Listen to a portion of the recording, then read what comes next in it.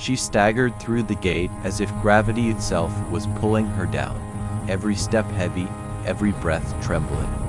The Rangers barely noticed her at first, just another exhausted soldier returning from a mission gone sideways. Her boots squished with every step, soaked in mud and blood, her uniform torn open at the shoulder, exposing a deep gash that hadn't been cleaned in hours. A few of the younger Rangers chuckled when she passed, whispering about how she looked like she'd crawled through hell for nothing. But as she kept moving, slow and deliberate, something in the air shifted. A sergeant stopped mid-sentence. A private lowered his weapon, eyes widening. Someone whispered, "Why? Why are they saluting her?" But no one had an answer. And the woman, battered and ghost-like, didn't look up. She just kept walking straight through the silence, unaware that she had just stepped into a base of soldiers who had no idea that the deadliest shooter alive was standing in front of them. The camera cuts back to earlier that morning, to the origins of this moment. War had turned the region into a maze of dust and ruin, a place where every mountain ridge hid an ambush and every dirt road told stories of firefights that didn't make the official reports. Rumors had begun spreading across battalions about a mysterious sniper haunting the battlefield, taking down high-value targets with impossible shots. No one had ever seen her face.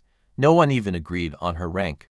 They only had a code name, the Wraith, whispered by units who thought she was more myth than soldier.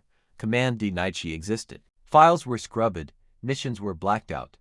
Yet enemy commanders spoke of her like a curse, and even allied troops lowered their voices when her name came up. And now, without fanfare, without recognition, that very ghost had walked into the Ranger base unnoticed. She was just another mud-covered soldier to them until the truth started to surface. She pushed open the metal gate with the last of her strength, the hinges screeching loud enough to make a few Rangers turn their heads. At first glance, she looked like someone who had been chewed up and spit out by the mountain's mud caked across her face, a bandage barely holding to her arm, fingers shaking from exhaustion and dehydration. A couple of soldiers exchanged confused glances, wondering who had let a lone scout wander so far out without backup. They had seen wounded troops before, but there was something different about her walk, slow, steady, almost deliberate, like she was forcing her body to finish the final meters of a marathon that never seemed to end. She didn't speak, didn't look left or right, just moved toward the command post with the expression of someone who had seen things nobody in that base ever would. A few Rangers smirked under their breath, joking that she must have lost her squad or taken a wrong turn. But then an older veteran stepped into the walkway, froze, and stared at the faint insignia half hidden under the mud on her vest. His face drained of color. Without hesitation, he straightened up and saluted, leaving everyone else speechless. Long before she stepped into that camp, the mountains had swallowed her team whole. What was supposed to be a simple recon mission 2 days in, 2 days out, turned into a nightmare the moment they reached the ridge overlooking the valley. They were ambushed before they even had a chance to set up a perimeter. Explosions tore through the night, scattering her squad across the cliffs. She remembered the sound of her radio crackling, her teammates' voices fading one by one until only static remained.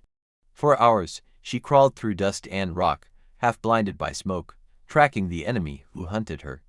Her water ran out, her ammo ran low, and yet she refused to retreat. With every step, she scavenged whatever weapons she could find, enemy rifles, discarded magazines, even a rusted knife she ripped from a fallen fighter. By the third night, she was running on pure survival instinct, slipping through the dark like a phantom, eliminating anyone standing in her path. She fought 36 hours without rest, without backup, and without any assurance she'd make it back.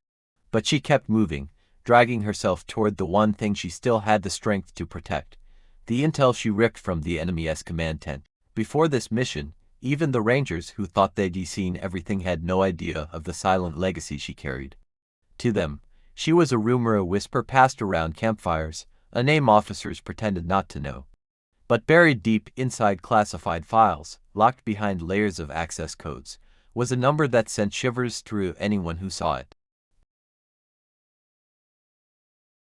Her shots weren't normal. She made mile-long targets look like routine drills. She could read wind patterns through dust storms, adjust in microseconds, and hit moving enemies before they even realized they'd been spotted.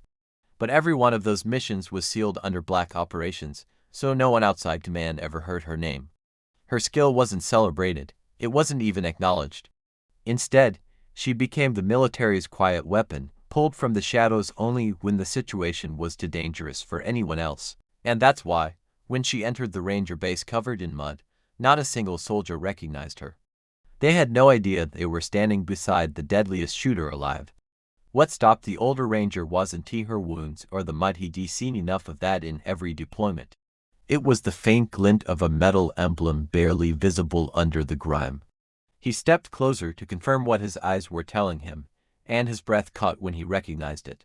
The insignia was one he had only seen once before, in a ceremony held behind closed doors, the Silver Eclipse, a medal awarded only under one circumstance: when a soldier performs an act of such high sacrifice that command declares them dead during the mission, even if the body is never recovered. To receive it, you had to save lives in a way no ordinary soldier could. To earn it, you had to die, or be assumed dead. She had been listed as Kia months earlier. Her file closed, her gear boxed away, her name whispered in memorial.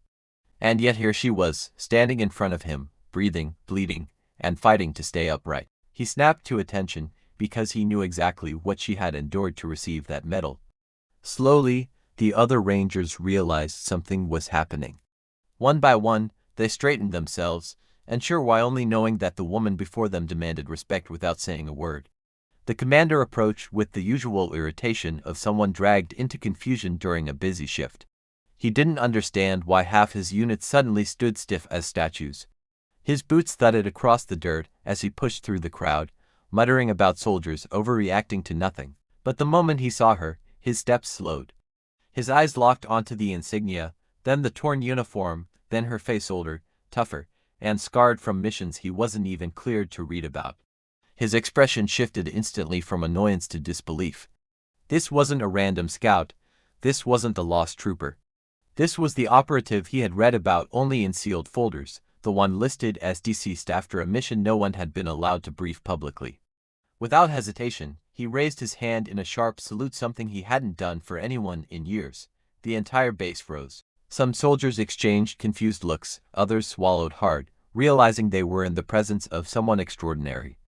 The tension in the air snapped like a wire pulled too tight. The commander stepped forward, voice low but steady, and said, "Ma'am, we thought you were gone." She didn't answer. She simply reached into her pack and placed a battered folder into his hands. The commander opened the folder, expecting maybe a mission debrief or a request for medical attention. Instead, he found maps marked with red ink, coordinates circled with precision, and notes scribbled in handwriting that shook with exhaustion. It was intel, fresh, urgent, and terrifying. Her voice cracked as she spoke for the first time since entering the camp. "They're coming at dawn," she whispered, the words barely audible but sharp enough to freeze the room.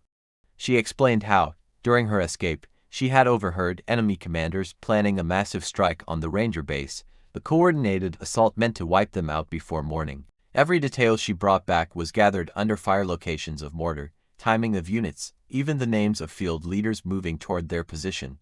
The commander's hands tightened around the folder. Without another word, he turned to his men and barked orders. Suddenly the entire base erupted into motion, sirens blaring, soldiers sprinting to stations, weapons being locked and loaded. Amid the chaos, she swayed slightly, drained, but still watching with the eyes of someone who couldn't rest until her warning was heard. Because she hadn't crawled through enemy territory to survive, she had done it to save them, even if it cost her the last strength she had left. As the base roared to life behind her, soldiers racing to defensive positions, alarms blaring, and commanders shouting orders, she stood in the middle of the chaos, strangely still. The first light of dawn began to seep over the mountains, pale and cold, brushing across the mud on her face and revealing the exhaustion buried beneath her hardened expression. She watched the rangers preparing for the attack with the calm awareness of someone who had already lived this moment in her mind, someone who knew exactly what was coming long before anyone else believed it. When the first distant echoes of enemy movement drifted through the valley, she took a steadying breath, ready to fight again if she had to, even though her strength was nearly gone. And when the attack finally broke, when mortar fire lit up the sky and the rangers unleashed a wall of defense, they held their ground, not because they were prepared but because she had given them the time they needed to survive. Hours later, when the smoke cleared and the valley fell silent again, the base stood exactly where the enemy had planned for it to fall. Wounded soldiers were carried to medics, broken walls were reinforced, and the commander stood tall, knowing the only reason they were still alive was because of the woman who had walked through their gate looking like a ghost returned from the dead. But she didn't wait for recognition. Before anyone could thank her, before the commander could offer more than a nod, she quietly gathered her pack, slung her rifle over her shoulder, and headed toward the hills she had crawled out of. A few rangers rose to their feet and saluted as she passed, understanding now who she truly was. Others simply watched, realizing they had witnessed the kind of hero who didn't ask for anything, not even a moment of glory. She didn't look back. Her silhouette faded into the morning mist, the same way legends do, slow, silent, and unforgettable. And in the quiet that followed, every soldier in that camp knew one truth: heroes don't always walk in with medals shining or names echoing through history. Sometimes they arrive covered in mud, carrying the weight of battles no one else fought, and leave carrying a legacy no one will ever forget.